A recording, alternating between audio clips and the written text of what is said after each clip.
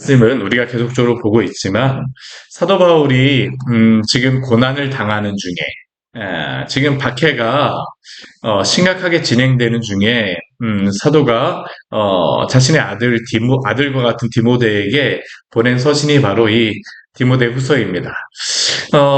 자신의 사랑하는 아들에게 주는 유언과 같은 말씀이 바로 이 말씀입니다. 박해가 굉장히 심합니다. 어려움이 심합니다. 이해를 하지 않습니다. 우리가 앞에서도 보았었지만 사도 바울은 지금 감옥 안에서 있고 또한 그는 신실하게 복음을 전하였지만 그는 지금 박해를 당하고 있고 또한 그가 복음을 전하였던 그 많은 사람들이 사도를 떠났습니다.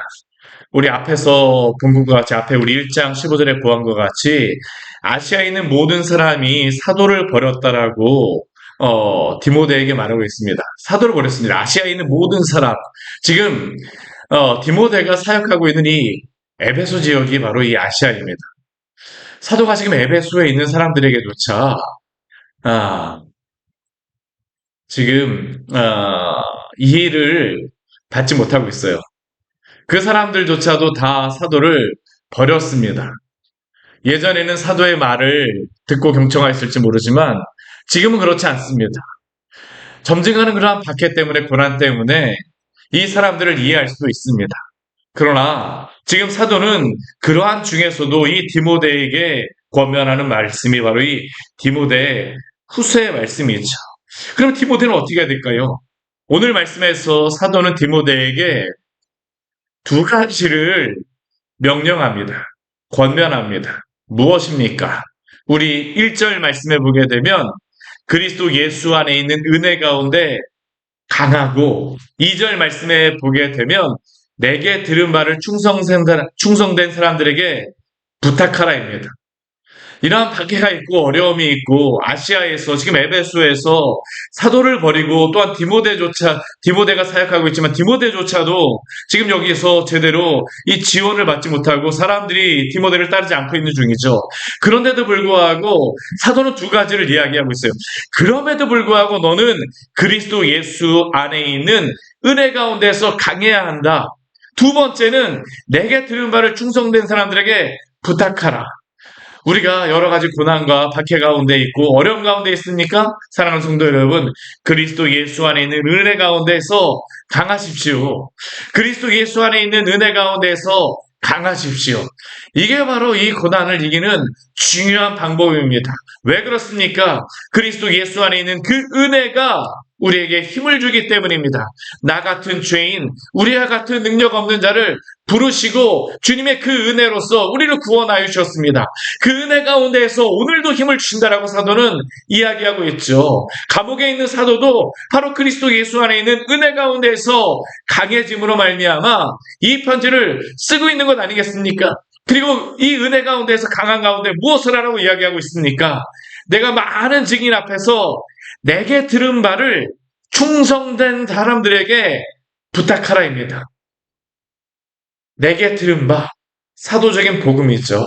사도가 디모데에게 가르쳤던 그 복음, 신약 성경에 기록되어 있는 이 복음, 바른 복음을 은혜 가운데 강함으로 충성된 사람들에게 부탁하라입니다.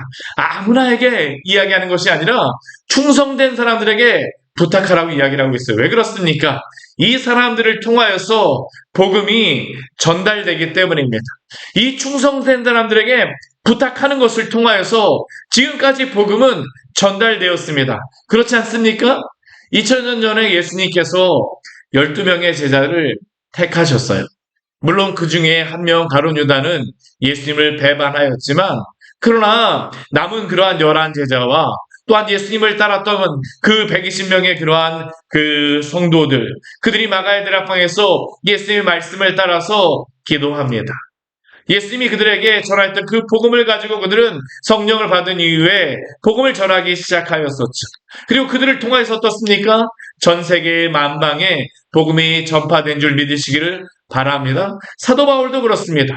사도도 역시 그 이전에는 예수님을 모르는 자였으나 아니 오히려 복음에 대하여서 반대하고 복음을 전하는 그 그리스도인들을 박해하는 자였으나 그 사람이 어떻게 됐습니까? 예수님을 만나고 난 다음에 변하게 되어졌죠. 그리고 사도가 변하고 난 다음에 디모데와 같은 충성된 사람들에게 이 복음을 그도 역시 부탁하고 있는 것입니다. 사랑하는 성도 여러분, 그리스도 예수 안에 강하십시오. 또한 이 복음을 충성된 사람들에게 또한 전하시기를 축원합니다. 왜 그렇습니까? 이 사람들이 다른 사람들을 가르칠 수 있기 때문이죠. 이 사람들이 어떠한 사람일까요? 오늘 말씀을 보게 되면 이렇게 충성된 사람들, 은혜 가운데 강하고 이 복음의 부탁을 받아서 이 복음을 또 다른 사람에게 가르치는 사람들, 이 사람들을 오늘 말씀을 보게 되면 부르는 그러한 것이 있습니다. 비유로서 세 가지를 이야기하고 있는데요. 저는 3절에 나와 있는 이 호칭이 너무나도 좋습니다. 우리 같이 한번 읽어볼까요? 너는 그리스도 예수의 좋은 병사로 나와 함께 고난을 받으라. 좋은 병사로 나와 함께 고난을 받으라. 좋은 병사로서, 그리스도의 좋은 병사로서, 그리스도 예수의 충성스러운 그러한 사람으로서, 이 복음을 부탁받은 자로서, 은혜 안에 강한 자로서, 좋은 병사로서 나와 함께 고난을 받으라. 이 고난을 받는다는 것은 무엇입니까? 복음 안에 서 있는 것입니다. 복음을 알아주지 않는 그러한 시대에 복음을 전하는 것 자체가, 복음 안에 서 있는 것 자체가 고난을 받는 것이죠. 또한 박해도 있습니다. 어려움도 있습니다. 때로는 오해를 받기도 합니다. 그러나 사도는 오늘도 권면합니다. 너는 그리스도 예수의 좋은 병사로 나와 함께 고난을 받으라. 사랑하는 성도 여러분, 좋은 병사로 주님과 함께 하기를 바랍니다. 좋은 병사로 서십시오. 이 좋은 병사는 어떠한 특징이 있습니까? 오늘 4절 말씀에 보게 되면 두 가지의 특징이 있어요. 첫 번째는 자기 생활에 얽매이지 않는 자입니다. 병사로 복무하는 자는 자기 생활에 얽매이는 자가 하나도 없습니다. 아니, 군인이 되었다라고 하면서 자기가 바쁘다라고 해서 뭐 전쟁하다 말고 도망가면 되겠습니까? 그 사람 탈영병 아닙니까? 좋은 병사일 수가 없겠죠. 좋은 병사로 복무하는 자는 자기 생활에 얽매이는 자가 한 명도 없습니다. 근데 이 말씀을 보게 되면 참 이게 의미심장합니다. 지금 사도는 어디에 있습니까? 감옥에 있잖아요. 감옥에 있잖아요. 그렇죠? 감옥에 있는 가운데에 그를 지키는 사람이 있습니다. 누굴까요? 로마의 병사 아니겠습니까? 디모데 우리 후서 말씀에 보게 되면 이 군인에 대해서 많이 이야기합니다. 그를 지키는 자를 보면서 사도가 지금 이야기하고 있는 것입니다. 나를 지키는 자도 비록 사도를 박해하는 그런 병사라 할지라도 이 사람들도 어떻습니까? 자기가 바쁘다고 해서 함부로 행동하지 않습니다. 자기 생활에 얽매이는 자가 하나도 없습니다. 세상의 그러한 그 일조차도, 그 병사조차도 자기 생활에 얽매이지 아니하는데 그리스도의 병사로서 자기 생활에 얽매이게 있느냐라는 게 바로 사도가 지금 디모데에게 하는 질문 아닙니까? 이것은 오늘 우리에게도 주시는 말씀입니다. 우리가 그리스도 예수를 믿었다는 것은 무엇입니까? 좋은 병사로 살라라는 것입니다. 좋은 병사는 어떻습니까? 자기 생활에 얽매이는 자가 얽매이면 안 된다라는 것입니다. 우리의 여러 가지 많은 일들 때문에 주님을 모르고 부인한다라고 하면 되겠습니까? 사랑하는 성도 여러분, 오늘도 좋은 병사로 주님과 함께 하시기를 바랍니다. 또한 왜 이 병사의 특징 두 번째는 무엇입니까? 우리 4절 우리 뒤에 말씀해 오게 되면 기쁘시게 하는 자가 바뀌어 있습니다. 세상의 사람들은 나를 기쁘게 하기 위하여 살아가죠. 그러나 병사로 복무하는 자는 어떻습니까? 나를 기쁘게 하기 위해서 사는 자가 아닙니다. 우리 4절 뒤에 말씀 보십시오. 이는 병사로 모집한 자를 기쁘게 하려 함이라. 우리를 좋은 병사로 모집한 자가 누구입니까? 주 예수 그리스도입니다. 기쁨의 방향이 바뀌었죠. 이전에는 나를 기쁘게 하기 위하여서 살아갔었지만 주 예수 그리스도를 믿고 변화된 성도에게는 무슨 특징이 있습니까? 이제는 주님을 기쁘시게 하기 위해서, 주님을 기뻐함으로 하나님의 영광을 위하여 살아가는 자가 바로 좋은 병사입니다. 사랑하는 성도 여러분, 이러한 좋은 병사로 살아가시기를 축원합니다. 또한 좋은 병사의 두 번째 그 모습은 무엇이냐? 우리 충성된 사람들의 두 번째 모습은 무엇이냐면 경기하는 자입니다. 우리 5절 말씀해 보게 되면 경기하는 자라고 나오죠. 이 경기하는 자, 아까는 뭐 좋은 명사로서 이야기하지만 지금 운동선수로서 이야기합니다. 운동선수의 특징은 무엇입니까? 법대로 경기한답니다. 법대로 경기한다. 법대로 경기하지 아니하게 되면 승리자의 관을 얻지 못합니다. 그렇지 않습니까? 우리 뭐 42.19km 마라톤을 달리는데 그 먼 거리를 달릴 때에 달리다 보면 어떤 생각이 들겠습니까? 너무 힘들잖아요.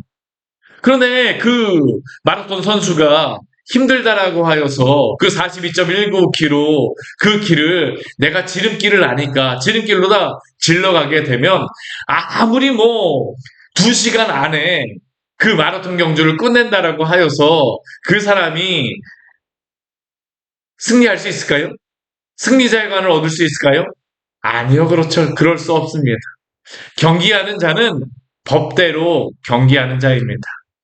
주님이 주신 그 말씀을 따라서 살아가는 자. 아무리 그 세상의 그러한 방법으로 많이 무엇을 성공할 수 있다 할지라도 주님의 말씀대로 주의 법대로 살아가는 사람이 바로 주의 말씀대로 행하는 사람이 바로 그 충성된 자라는 것을 기억하십시오. 강하고 그 충성된 자에게 이 말씀을 받은 자에게 말하는 것이 바로 이것입니다.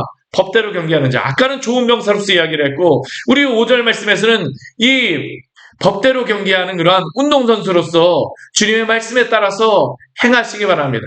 그리스도인들이 이것을 잘못하게 되면 세상에서 아무리 잘하는 것 같아도 우리가 하나님의 영광을 드러낼 수가 없게 되지 않습니까? 오늘도 주의 말씀을 따라서 살아가시기를 축원합니다.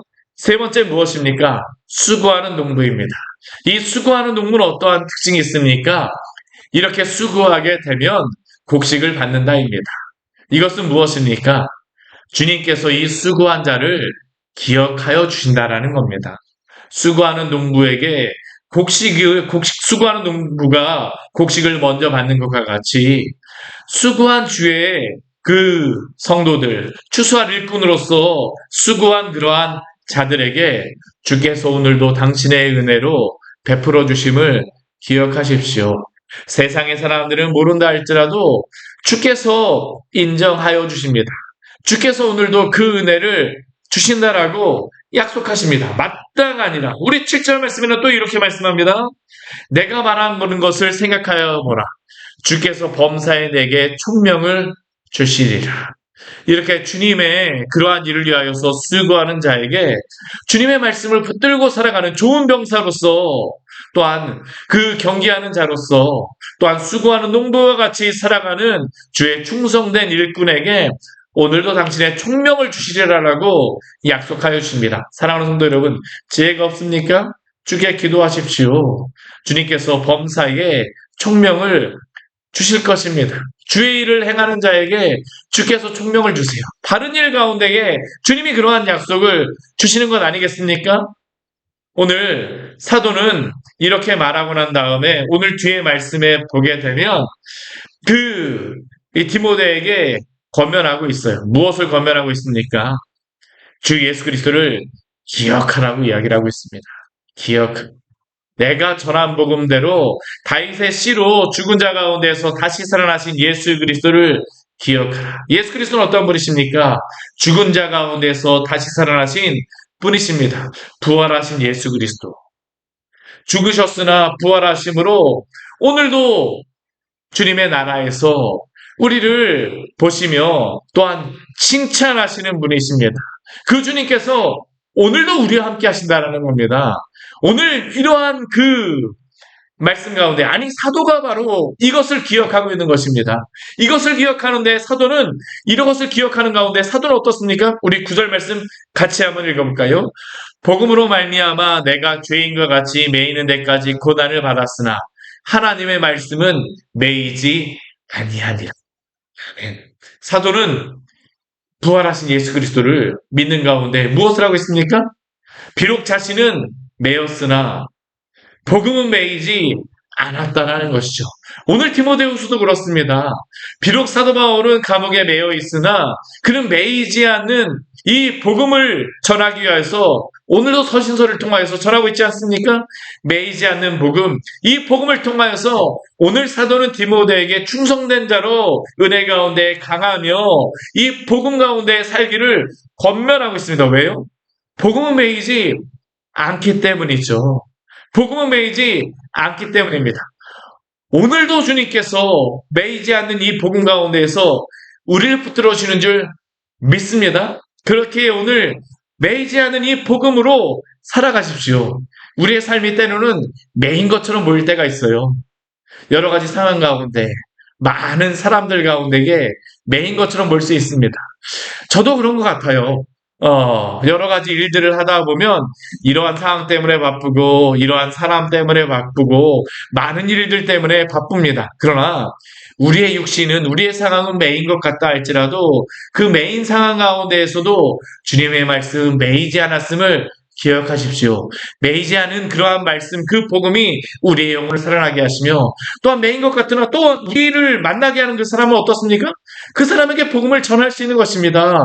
복음은 능력이 있습니다. 그 복음 가운데에 오늘도 영혼을 살리며 새롭게 하시는 것을 기억하십시오. 오늘 사도는 이것을 기억하고 있습니다. 그리고 이 매이지 않는 복음을 가진 자들에게 주시는 은혜가 있어요. 무엇입니까? 우리 10절 말씀 우리 같이 한번 읽겠습니다.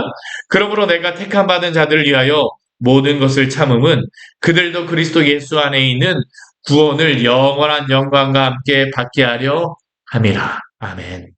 이 매이지 않는 복음의 큰 복이 무엇입니까? 주님의 그 구원의 영광이 바로 이 복음 안에 있기 때문 아닙니까? 택함 받은 자들을 위하여. 여기에 택함 받은 자들이라고 하는 이 사람들은 어떠한 사람입니까? 아직까지 예수 믿지 않는 사람들입니다. 구원받지 않는 사람들 아니겠습니까? 근데 사도는 어떻습니까? 하나님의 복음이 매이지 않았다는 것을 그는 믿기 때문에 그러므로 내가 택함 받은 자들을 위하여. 이것은 오늘 우리도 의미합니다. 우리가 예수님을 믿게 되어진 그러한 중요한 이유 가운데 무엇입니까? 복음이 매이지 않았다라는 것을 믿는 사도와 같은 이 많은 믿음의 우리의 선배들이 매이지 않는 복음을 택함 받은 자들, 앞으로 주님을 믿게 된 자들을 위하여서 끝까지 이 복음에 충성하였기 때문입니다. 오늘 사도는 이것을 바라보고 있습니다. 이게 얼마나 큰 은혜가 되어지는지 모릅니다. 저도 그렇습니다. 우리가 행하는 그러한 일들, 내가 예수님 믿는 사람으로서 선하게 살아가며 이 복음대로 살아가고 복음을 전하는 것이 무슨 의미가 있을까?